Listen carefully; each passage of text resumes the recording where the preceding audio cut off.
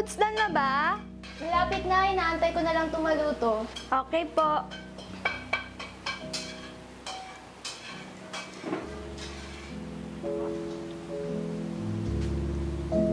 Forever na to ate, no? Alin? Ah, ayan. Oo, alam mo naman kung gaano ko nasaktan na wala yung pamangkin mo. Kaya kahit man lang dyan, nararamdaman ko nakasama pa rin natin siya. Hay, sayang talaga. Hindi ko man lang na-experience maging rich tita. Ikaw talaga, puro kalokohan. Ate, ito naman. Pinapatawa lang kita eh. Pero, nakakainis talaga yung ex-husband mo, no? Kasi, ang lakas ng loob niyang iwan ka matapos mawalan kayo ng anak. Like, nakakainis. Hayaan mo na sila. At least masaya tayo ngayon. O siya, kunin ko muna yung niluluto ko, mukhang tapos na. Sige ate, gutom na rin ako eh. What? Isda na naman? Oo, May. Friday ngayon at Lent, abstain muna tayo sa karne. Okay po, if you say so. Sige, dasal na tayo. Sige po.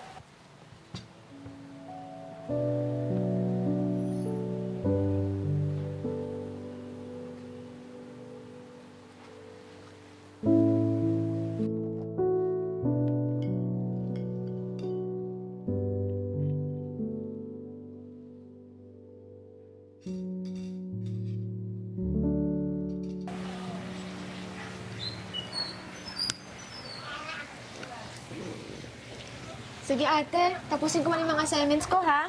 O sige, tatapusin ko na muna itong pagdarasal ko. Sige po.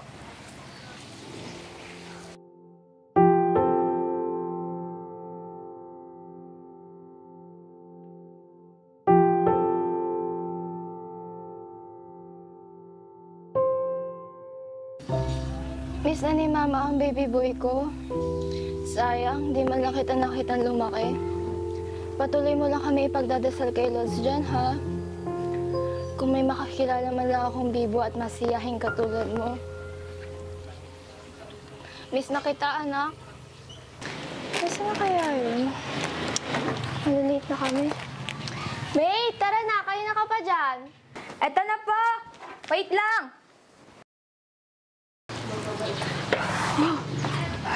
Ano ba naman yan? Sa tinagal-tagal mo sa loob, di ka pa rin nakakapagsuklay? Ate, maayos na yan. Sus, tara na nga! Ate naman! Nakinig ka ba kay Father Thomas kanina? Of course, ate. Oo naman. Sige nga, ano ang sinabi ni Father?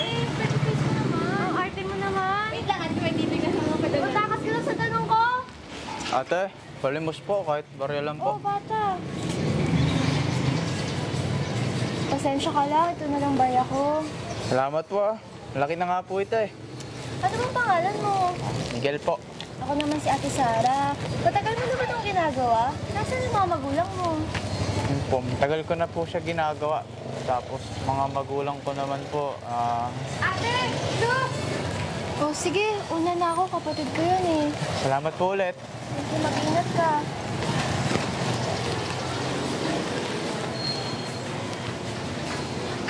Check this out, ate. Ang cute, di ba? I bought it there. Oo nga, ang cute. Kamukha mo kapag nagsusungit ka. Ate naman, I don't look like a baby kaya. Ang arte mo talaga. Tara, uwi na tayo.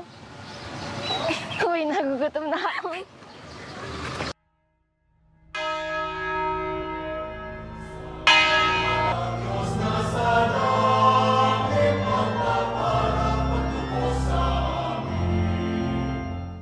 Sa ngalan ng Ama, Anak, at Espiritu Santo. Amen. Beautiful service today, wasn't it? Yes, ate. Galing talaga ni Father Thomas. He always delivers such a powerful message. It makes you really think about the week ahead, doesn't it? Ang kahalaga ng pagpapatawad, pagsasakripisyo at pagdadasal. Kagaya nga nung sinabi mo kagabi, ate. Reciting the rosary and praying for the world helps me contemplate things. Aba, sino ko? Hindi yung kapatid ko. Ilabas mo siya. Ate, ano ba? Ako lang to. Tsaka, bagong buhay na ako, no? It's good practice. Always has been. Hungry? Gusto mo na merienda? Marami tayong madadaanan doon. Yes, super. Libre mo, ate. Ganda-ganda mo talaga ngayon. Okay mo naman. Sige ba, nagugutom na rin ako eh. Ano ba gusto mo merienda? My treat. Yes, thanks, ate. Tara, doon tayo. Sige.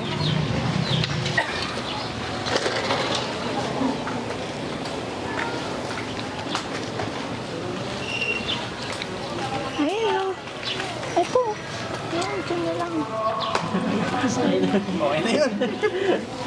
Pabili po. Dalawang hotdog.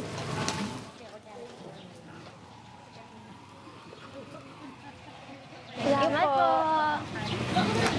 Malimos po. Oh, Miguel, galing kami simbahan. Kumain ka na ba?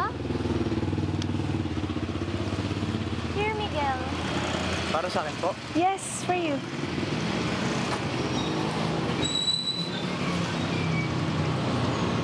Hamad po ah. Ingat ka. You should have bought him something to drink, ate. Next time, akala ko nga hindi may ibibigay sa'yo. Patay gutom ka pa naman. Ate, hindi naman. Biro lang. Pero alam mo, ate, even though we didn't get to eat our snack, I feel good about this. Sharing a blessing is blessing yourself. That's what Palm Sunday reminds us. Bait-bait talaga ng ate ko, kaya idol kita eh. Sus! Alam mo naman, naturo yan ni Mama at Papa, kaya kahit nawala sila, lagi pa rin natin tatandaan ang mga turo nila. Namiss ko talaga sila, mama. Sana andito pa rin sila, no? Namimiss ko rin sila, pero kailangan natin magpakatatag. Thank you, ate, ah. Ang dami mong nasakripisyo para sa akin. Simulan nung nawala si mama, kaya love na love kita. Love na love rin kita. Lagi mong tatandaan, nandito ako para sa'yo, ha? Tara, ate, mag-dinner na tayo sa bahay. Gutom na rin ako. Sige, ano ba gusto mo? Pagluluto kita. Kahit ano, ate, lagi na masarap luto mo. Nabola pa.